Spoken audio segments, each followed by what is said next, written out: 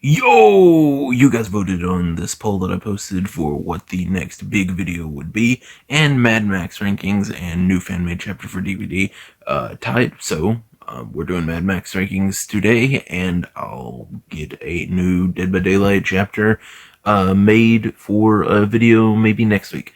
But yeah, let's go ahead and jump right into some Mad Max. I'm going to go ahead and tell all of you right now that this video is probably going to make the hardcore Mad Max fans angry. Because, yeah, my top movie, the lower movies on this list are pretty fan favorite ones, and then my number one is one that I've heard nothing but people just crying about how bad it is and acting like it's the worst thing ever. And all I gotta say to that is, no, it's an amazing movie. But yeah, let's just jump right into the list. Okay, at the very bottom we have the first original Mad Max. I don't hate this movie. I really don't. I actually quite enjoyed it. But this is the least interesting of all of them. I think the world building and the setup is amazing. But I think Mad Max himself is kind of boring. He's slightly perturbed, Max, all the way through it until the last 5 minutes where he wipes out the entire gang that killed his wife and son. I'm pretty sure it's his son in this, or it might be his daughter. I think I'm getting the stuff mixed up between this and the remake. The remake has it as a daughter. I'm pretty sure this one has it as a son, maybe. I can't really remember, honestly. But yeah, they just run them over with bikes, and yeah.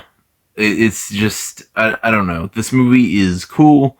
I love the 70s movies like this. I mean, come on. I'm a huge horror fan. How do horror fans not love movies like this and just stuff like that? But this is a very not eventful movie, honestly. A lot of scenes where absolutely nothing is happening, and whenever stuff does happen, it happens really quick and then just stops. It's, I don't know. The most interesting point in the movie is whenever he chains one of the little minions of the main bad guy to a car and lets the fuel go and lights a sock on fire and puts it to where it'll catch on fire eventually and gives him a saw. I'll bring this up whenever a movie higher up in the list comes up because there was a cool little fact that I learned about it. But yeah, that was basically the only cool one. He was like, cut off your leg or die. And that was cool. That was actually pretty cool. But all through this movie, he's just, like I said, he's slightly pissed off. He's not mad. He's not full on angry. He's not even pissed off. He's just slightly perturbed. Like I said, he's slightly perturbed Max. I feel like that would have been a way, way better title, honestly. The next movie on this list is Mad Max Fury Road. This is a pretty good movie. Furiosa is a cool character. Yeah, I mean, Tom Hardy was pretty good as Max. The War Boy was cool. He's the dude that plays Renfield in the Renfield movie. Tom Hardy was good as Max, but I don't know. The thing about the first movie is Max is not good on his own. He is good as a secondary character. This comes up later in this list too, but I guess I can just get it out of the way now. Mad Max himself is a character that is really done the best whenever he's thrown into someone else's story. Whenever he accidentally stumbles into it, tries to stay out of it, but just can't. And that's it. I think that's why they deviated from him having his own story after the first one. Maybe that might be, I don't know, maybe it was just a cooler story is what they came up with for Road Warrior. But I don't know. The Fury Road is a pretty good movie. That's the most I can say about it. It's got some pretty cool chase scenes. The scene in the storm is really cool. Immortan Joe is the best villain in Mad Max, like 100%. I think Immortan Joe is one of the coolest villains just ever. I'd say he's definitely like top 20 for me. I think he's just really cool. He looks cool. He's pure evil. He is actually insane. And, well, I mean, like the turtle mayor in Rango says, he who controls the water controls everything. Okay, I just sat there and called the Fury Road Furiosa at first whenever I started talking about it. Sorry about that. I'm not going to change it because it would be weird if I just threw me saying Furiosa in the middle of it, which is what I was going to do. But I decided not to because that would probably just be weird and sound weird. But yeah, that was Fury Road. I called it that after, but I called it Furiosa at the beginning. Both of these posters look really, really similar, and I honestly just forgot what movie I was talking about until I actually started talking about it. But yeah, this is Furiosa. This is the one that I did a review over. Like I said, Furiosa's good. I mean, I don't know. This movie's good. It brought Immortan Joe back. Chris Hemsworth is actually really good in this movie. I've never really liked his acting, to be honest, except in this. He's pretty funny. He's funny, and he has a little bit of a intimidation factor, but he's more like a handsome Jack type of character than a brute force type of character whenever it comes to his charisma and just characterization in general. I think that the whole revenge aspect is really cool. I like revenge movies. All of the Mad Max movies are revenge movies, so I mean, of course I like all of them. But yeah, that's basically it. This is one of the ones that I really liked, but I mean, there's not really a lot to say. This is another one that's just a summer blockbuster. It came out, it has a pretty good story, it has some really good action, and that's basically it. If you liked Furiosa from Fury Road, you will absolutely love this. So go and check it out if you like that. And that's basically all I gotta say about this. And I mean, honestly, these are the only two on this list that could be interchanged at any moment because they're so similar. But I do like this movie more than Fury Road, as of right now at least. Okay, now we're up to the final two, and I feel like any of you that actually knows all of the Mad Max movies in order, like all of them that have come out, you know what number one is now, and you're probably getting mad. Unless you're like me and you have good taste in movies. Mad Max 2, Road Warrior, is absolutely amazing. This is just a really, really good movie. I think it's from the either late 70s or early 80s, and it is just so good. This is the perfect example of what a sequel should be. This is building upon what Mad Max 1 did, making him a better character, a cooler character, bringing in new characters, building upon the world. It goes from this, the world has just now ended and he's a police officer that's still trying to keep the law or whatever, and then turns into this is a post-apocalyptic world. Everything has gone to shit and he needs to survive. That's it. And then he stumbles upon this city. Humongous comes in. He's wearing a Jason Voorhees mask and everything. And this is where the part about the little minion from the first movie comes in that I thought was really cool whenever I learned about it. It doesn't really affect my rating of this because it's not canon, but I thought it was really cool.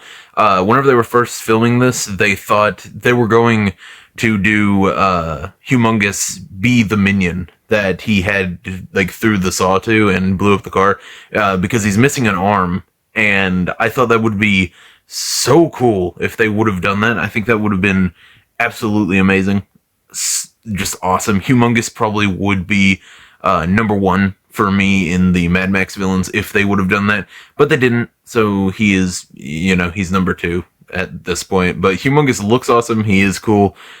Just everything about this movie is just really, really cool.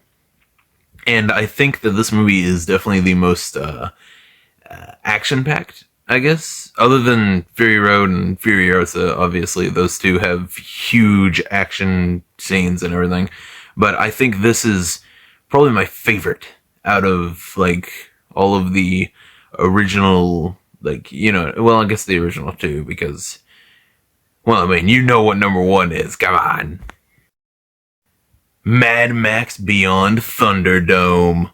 Who runs Bartertown? Master Blaster runs Bartertown. Dude, this movie is so cool. I love the fact that the poster has Mel Gibson is Mad Max, and then it says starring Tina Turner. Like, they're the only two that need their names really big for people to watch this. Everyone knows Mel Gibson is in it. He's Mad Max, obviously. He's always Mad Max in the original movies. But Tina Turner being in this movie isn't bad whatsoever. It's a very, very good selling point. This movie, absolutely amazing. The first half of the movie is the best stuff I've ever seen. The first half is what makes this the best Mad Max movie. And then he, goes back to Bartertown and blows it all up and then drives away. Yeah, he meets some kids that are living in a waterfall. That's pretty cool. They worship him because they think he's a pilot. I mean, yeah, it builds onto the world of the post-apocalyptic world. Doesn't build onto it like the Road Warrior did, but it builds onto it nonetheless. The first half of this movie, absolutely amazing. Second half of this movie is kind of just mid, and then the end of the movie is kind of stupid. Tina Turner's character just lets him go after blowing up Bartertown. Yeah, I don't know. The actual Thunderdome scene is really cool, though, because, I mean, Mad Max, like, beats up a mentally challenged giant. Hey, you guys! Yeah, I don't know. I don't know why I love this movie so much, honestly. But I do. This movie is awesome. This is one of those movies that I'm like, I don't know why I like this every time I watch it, but then after it's over, I'm like, yeah, that's pure cinema. But yeah, this is just an amazing movie, to be honest. Very weird.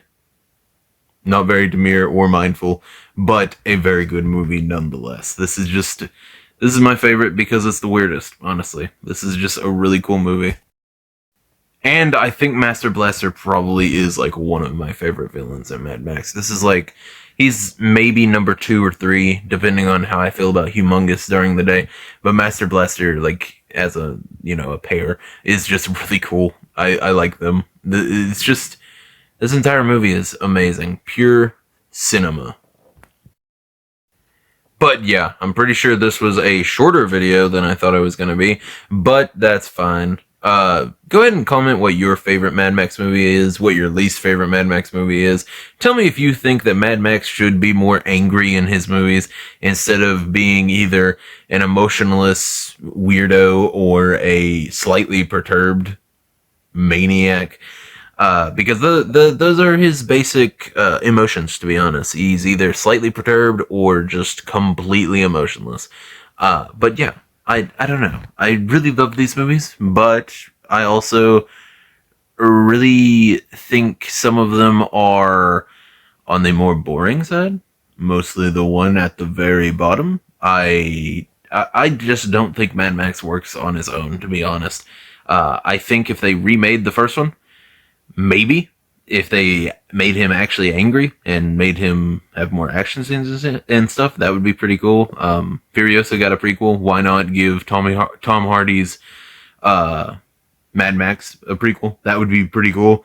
Maybe change it up a little bit, give it a little, like, build onto the world that you have with Fury Road and everything. That would be pretty cool.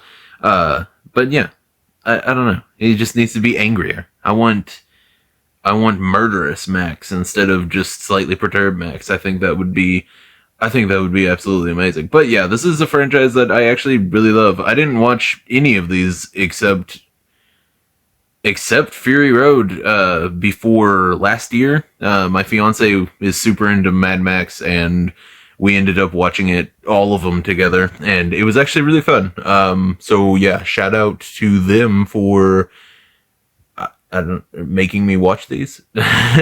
I'm pretty sure their favorite is Fury Road. I might get them to make a video like this, like a little short, just telling everyone what their favorites are.